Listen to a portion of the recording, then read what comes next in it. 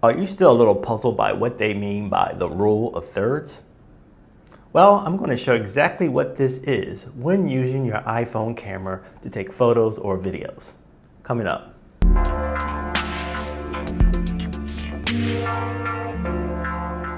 The rule of thirds is a grid for the iPhone camera viewfinder which serves as a guide to framing your subject. The grid lines reinforce the edges of the picture plane, the camera lens, providing an internal structure to guide the placement of things. In this example, the rule of thirds guides the placement of each element, creating a zigzag pattern that moves the eye across the composition. The variation in scale contributes to the movement, but also establishes a relational distance.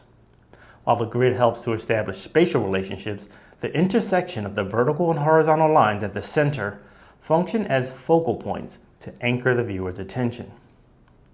In addition to creating spatial relationships and focal points, the rule of thirds can be used to open up the space, creating a picture-in-picture effect to deepen the narrative.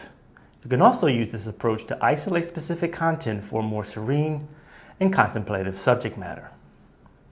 In contrast to the 4:3 aspect ratio in the iPhone camera, video follows a wider 16:9 aspect ratio. The rule of thirds provides the same organizational structure, but offers more breathing space, which is especially useful for motion pictures or video. Regardless of the aspect ratio, the rule of thirds is a useful tool for composing a photo or video. By using the rule of thirds, the picture plane is not merely a frame that shapes our perspective, but a canvas upon which we make the world special. If you do not see the grid on your iPhone, it can be found in the camera settings with the option to toggle on or off. I hope you enjoyed this episode. Please like the post, subscribe, and stay tuned for future updates. See you next time.